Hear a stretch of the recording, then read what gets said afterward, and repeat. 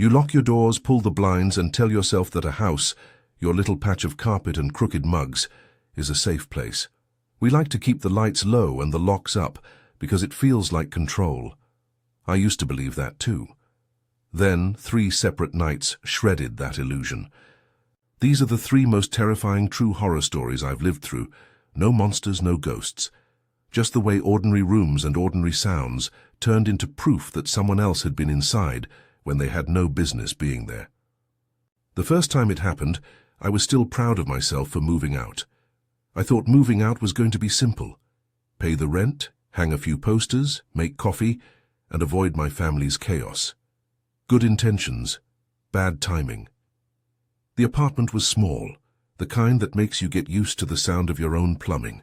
A studio with a kitchenette that smelled faintly of old grease at the edges, a narrow hallway that led to the bathroom, and a front door with a wooden frame so worn from years of hands that you could see the varnish rubbed thin where people gripped it. Sammy came over that night. She was one of those friends who could make any cardboard chair feel like the best seat in the room. We drank cheap wine and laughed at jokes that weren't actually funny and watched something on a scratched DVD, cinema so lo-fi it felt intimate. When she left, I walked her out, thinking nothing of it. I turned the deadbolt, but I hadn't yet gotten into the habit of checking twice. There's a slacker confidence that comes with being young and independent. You believe in your ability to handle problems if they ever come. I woke up once in the night to dim light leaking under the door from the hallway. For a moment I thought it was Sammy still standing there, fiddling with her phone, but then I realized I could see her shoes by the threshold from where I was on my couch. She was leaving. I watched her silhouette move down the hallway and out.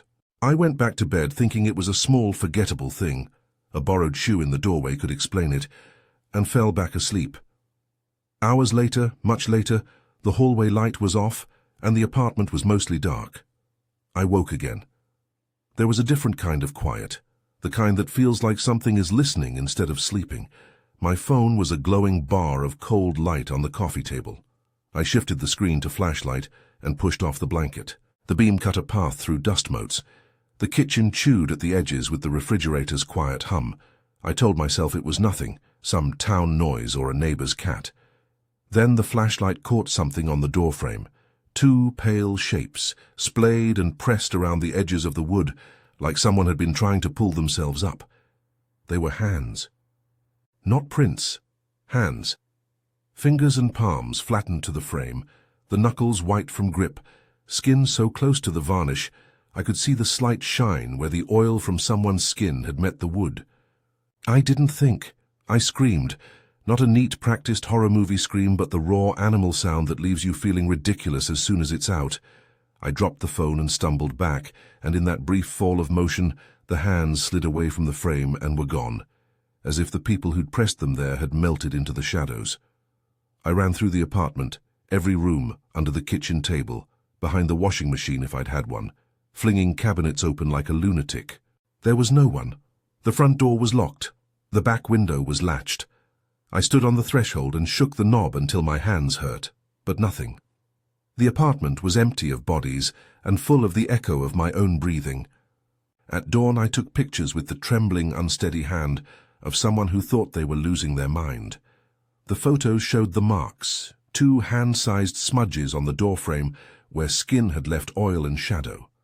Fingerprints, clear enough that when my dad came by later and took a closer look, we could see ridges in the prints. He joked badly to cover his worry. Maybe you've got a poltergeist with a mitten fetish. I laughed then because laughter was simpler than saying the truth out loud, that the prints meant someone had been there. Not a ghost, not a dream, someone human, someone who had used their hands on my doorframe. The police were pleasant and perfunctory. They took notes, photographed the marks, told me to get a more secure lock. They asked if I needed a welfare check or if there was someone I wanted to stay with that night. The word intruder was said carefully, like it might jinx something worse into existence. They said they'd run the prints, check local cameras, make a log. I was told it could take time. They left me with a pamphlet about tenant safety that I carried around like a talisman for the next few weeks. I moved when my lease was up. I gave away furniture and the number of the landlord and left the apartment like someone abandoning a small boat where a leak had begun. I wanted out more than I wanted to know how the prints turned out. The physical evidence had been enough to prove it wasn't a hallucination. The memory of hands on the frame, the angle of the fingers, the way the wood smelled for a week, damp, a little sweet, stayed with me. I slept badly for months in the next place. I checked the peephole 3 times before I opened the door to the mail carrier. I stopped leaving my phone face down where I could see it. You hear horror stories that start like that. Something you can explain, something that seems like your own nerves. Then there's the call. The second story starts with a ring and the quiet fear that your own house is listening back. I was at my parents' house, a place where every creak is familiar, because my family has been living with those creaks for decades. There's a comfort in predictability, refrigerator hum, the way the hallway light flickers for a second at 3 in the morning, the heavier tap of my dad's footprints on the stairs when he comes home late. I was home alone that night, sprawled at the end of the hall in my old bedroom. The bed smelled like an old blanket, and the attic like memories. My phone rang. No name, just the anonymous, creepy chirp of a call that said, "No caller ID." I almost didn't pick up. I told myself it would be a telemarketer, a wrong number, something benign. I had this old, stubborn optimism that if I ignored it, it would pass like an awkward conversation. On the third ring I answered because the sound of it sitting there at the edge of sleep was worse than anything the voice on the other end could say. Silence first. Then the faint background noise of my living room TV. My dad's habit was to leave the TV on the faintest possible volume, a low murmur under the house's skin. For a second I was comforted. It was the household sound I knew. Then the voice came, or rather, the movement of sound that wasn't a voice, the way the audio seemed to be synced with the television downstairs. Whoever was on the other end had a live feed. It wasn't a recording. The audio of my father's show, background slap-slap of a laugh track, the slow chuckle from a host was playing through my phone with the exact pauses and timing I could hear in the kitchen. I felt a cold, ridiculous hope. Maybe it was some tech glitch, maybe a friend screwing with me from across town. The rational part of my brain lined up possible explanations like good soldiers, stolen phone, someone broadcasting, a crossed line. The human part, the animal part that remembers when you were small and hid under bed sheets, said something else. Someone is in the house. You can imagine what happens next. Footsteps. Not the TV's beat, not a part of the program. Actual steps on the floorboards, moving toward the hall where my room sits. The steps were slow and careful at first, then impatient. They matched the timing I could feel in my bones. I could hear the click of doorknob metal somewhere down the hall that sounded exactly like the sound my parents' doors make. The call persisted, an invisible window streaming the room's own soundtrack back to me. I called Uncle T. I said the name as if saying it could summon him to me. "Uncle T, I think someone's in the house." He came. It's the sort of thing relatives do, a weird, small heroism where you drop everything at the suggestion of danger and go. He grunted, put on shoes, and was there in under 10 minutes, the kind of fast that still makes me ashamed to realize I breathed a sigh of relief when his truck pulled up in the driveway. While I waited, my hands were trembling, and I tried to keep the phone between me and the door like it was a shield. The person on the line moved. I heard the doorknob rattle, someone testing whether a locked door would give, then a low bang on glass. I clutched the phone below my chin and whispered into it so whoever was on the other end could hear that I knew someone was there. If my voice sounded louder than it should have, that was because my mouth refused to cooperate. The intruder hung up once, twice. When the call ended for good, there was a new silence, thick enough to chew. Uncle T stayed outside, talking short, sharp sentences into his phone. He didn't rush in like in the movies. He asked me to stay put, said he would check the perimeter.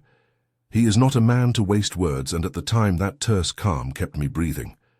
The police came after the initial call. They did what they could. A sweep of the house, questions about anyone who might have a grudge, people who might be aware of the family's rhythm. They traced the calls and told me later that the number had once been associated with an acquaintance from high school, someone whose phone, as far as they could tell, had been reported stolen. The phrasing was careful. Allegedly stolen. The investigation found no final, satisfying conclusion. No one was charged. No one apologized. The trace gave us a name that was, for all intents and purposes, indefinido beyond that one technical link. The worst part of that night wasn't the sound of the doorknob jiggling or the technical, almost banal detail of a call tracing back to a stolen phone. The worst part was the way the house felt different afterward, like an animal who suddenly realizes the sanctuary it trusted is porous. I stopped leaving the upstairs lamp on by default. I started asking someone to sleep in the house if I had to be there past midnight. The television, once a comforting hum, became the kind of noise that made my stomach drop, because it could have been the vector that told someone where I was. You learn small, humiliating things after nights like that. You check the locks 3 times. You sleep with the bedroom door closed. You practice the list of people to call and the exact words you'll say when fear is not a concept, but a thing pressing at the house. Between the apartment and the parents' house, it's easy to imagine the pattern as progressive. First a mark, then a call. The last one, Cody's basement, doesn't follow a linear escalation so much as it circles around the same idea, a common, cozy place turned dangerous without ceremony. Pre-games at Cody's were a ritual. His basement had the glow of a small, carefully curated wasteland of youth, a cheap fridge with a neon sticker on the door, a long, sagging couch, a small TV that always smelled faintly like spilled beer, and a stack of board games no one ever opened. After college, we hovered in that half-life where responsibilities were promises to be taken up tomorrow. The basement was our temporary kingdom. I crashed on the pull-out bed one night after drinks and fell into a black, stupid sleep. Waking up in a room you don't own is a different kind of disorientation. My head throbbed like a rhythm section, and the world had a cheap halo. The room's small red LED clocks were mocking me with their steady numerals. The basement was dark, but it was the kind of dark lit by the faint spill from the fridge and a glow from outside through a small, high window. I lay there for a moment longer than I should have, trying to catalogue the level of pain and decide whether to vomit. Slowly, something in the corner moved. I squinted, the way you do when you're pretending you are still asleep, and not at the start of a chain reaction of bad choices. At first I thought it was a coat, or a pile of laundry, or the way the shadow hung over the old dartboard, slow and lumpy. But then it gave a small deliberate twitch and shifted its position as if it had mass and alertness. The rational explanations stood in a line like reluctant actors. Curtain, pile of jackets, the old drafting table leaning. None of them fit the slow movement that suggested the intention of a body. I told myself it was someone on a chair, someone who'd come down from a different bedroom, someone who had been asleep and was just a person. I did that terrible thing people do when drunk and scared. I tried to move casually. I folded my blanket with the deliberate slowness of someone gathering a sock, and I tried to stand like it was normal to stand, hips hinged and heavy. The shape was in the corner, a black mass that a brain accustomed to daylight was trying hard to categorize. As I passed the couch, I saw it at the bottom of the stairs, someone or something shaped like a person, motionless and then moving with the awkwardness of someone caught mid-act. I ran anyway. The instinct to get into daylight works on a level that bypasses thought. I slammed out of the basement and shouted for Cody as if yelling could make the right response appear out of thin air. Cody's dad came out with the flashlight he uses for porch skunks and a quiet that suggested he had seen stranger things. We all went downstairs and the basement's back door was open. Wind moved the old tarp like a breathing thing. They did a careful sweep. The police were called. In the daylight we found no one, no footprints in the yard that couldn't be explained by a thirsty raccoon, no hidden beds, just the gouge in the sill where someone had forced the back door earlier that night. The report was written up. No arrest, no violent confrontation, just the proof of entry and a shaken group of people who had expected merriment and found the sensation of being seen in the dark instead. After that, Cody stopped hosting. The basement retreat turned into a place I could visit only in daytime with a clear exit plan. The house that had been our little liminal space where we loosened our shoulders and forgot responsibilities was changed. We kept the back door locked in a way that felt excessive. Multiple deadbolts, a cheap bar, a wedge that made the door awkward to close. It's funny how locks become rituals of safety. You repeat the motions until they mean something different than they did before. I can't sit in that basement anymore without feeling someone watching, some shape at the corner of my vision, waiting to be something I cannot explain away. All 3 of these situations carry the same DNA of terror, the ordinary flips. A handprint on a doorframe is a human-sized accusation. A phone call that streams your own living room back to you is a mirror. A shadow in a basement is the realization that the place you laugh in can suddenly be the place you flee from. The police do the checklist of their trade. Photographs, reports, traces. They do their jobs with professional distance. They can take fingerprints, send forensics and offer advice, but they do not always find closure. Sometimes the evidence goes into a file that gets put on a shelf, and you are left with the living archive. Your memory, the way your hands shake at night, the small changes you make to your life. I learned a few practical things the hard way that I'll mention, only because they matter in the aftermath of fear. Locks are worth the money, a peephole is worth having. But more important than hardware is the social web, the people who will come if you say a name at 2 a.m. A neighbor who knows something off, an uncle who drops everything, a friend who refuses to stay silent when you are scared. These are the things you hope you will never require, and are the things you're grateful to have when you do. I don't tell these stories to frighten you into paranoia. I tell them because there is a kind of arrogance in assuming your space is impermeable. You think it can't happen to you, then it does. If you're into true scary stories like this and want to hear more, go ahead and hit subscribe and like. There are more nights I have to tell you about. After the first apartment incident, I carried that sensory memory with me like a stone in my pocket. When I closed a door after that, I felt the echo of those hands on the frame, and I kept imagining the sight of palms catching the wood and then vanishing. I'd wake up to the smallest sound, and my brain would be rehearsing the sequence of checking and rechecking. The fingerprints were the piece that took it out of the realm of maybe and set it squarely into, this is a real violation.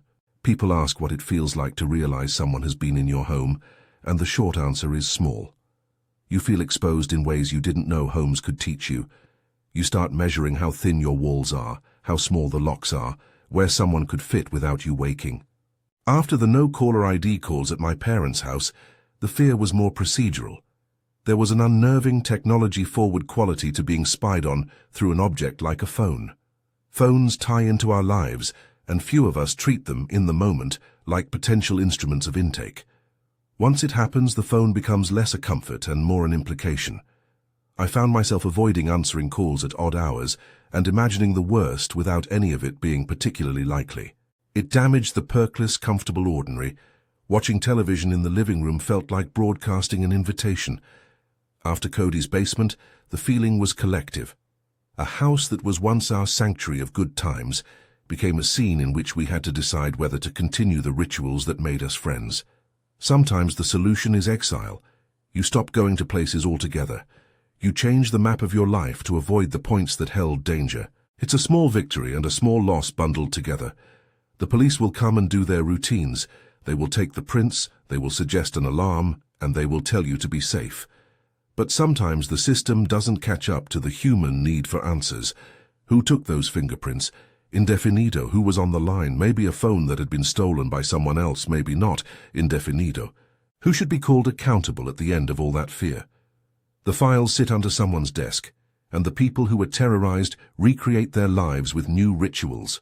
If there is an emotional through line, it is that safety is a fragile thing, stitched together from small mundane actions. Double-checking the deadbolt, turning a lamp on, knowing who's home. Each of the 3 stories begins with an ordinary choice, to sleep, to answer a call, to crash at a friend's, and ends with the recognition that those ordinary choices can be exploited. They didn't become true horror stories because of gore or screams, but because our everyday spaces were transgressed, and we were left aware of how slight the barrier really was.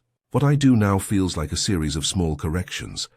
I leave lights on while I sleep sometimes, because it feels like a betrayal of the dark when the dark betrays you first. I keep my phone close and set to an emergency contact that will listen without judgment. I learn to have a plan that doesn't rely on hilariously courageous movie logic. Don't confront, call, and get to safety if you can. I know that sounds like obvious advice, and it is, but when your brain is flooded in the instant of terror, you don't always have the bandwidth for rules. Plan ahead. Make the call list. Keep a flashlight where you can find it. Most importantly, I learned to not laugh off my own fear.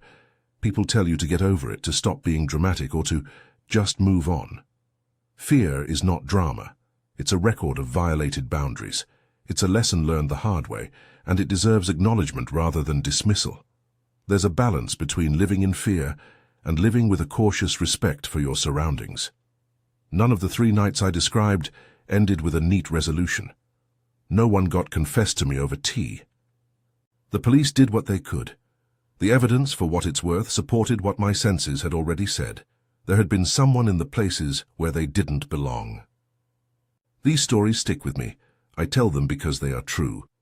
The hands on the doorframe, the phone call that streamed the sound of my living room back at me, the black mass in the corner of Cody's basement. Each one is a reminder that horror does not always wear a costume. Sometimes it's a fingerprint, a modem's howl, a pair of shoulders seen out of the corner of an eye. Home is not always safe. Sometimes it's just a place you can be hurt in. If you made it this far and these stories struck a chord, if they made you reach to check a lock or to look at your phone differently, then leave a comment with your own experience. Share a story below. We don't have to face these things alone. Hit subscribe if you want more true accounts like this. And if you want to hear another story that still gives me chills, I'll tell you about the night someone tried to get in through the window 2 streets over. Because sometimes the scariest things are the ones that wait at the edge of our routine, ready to make the ordinary terrifying again.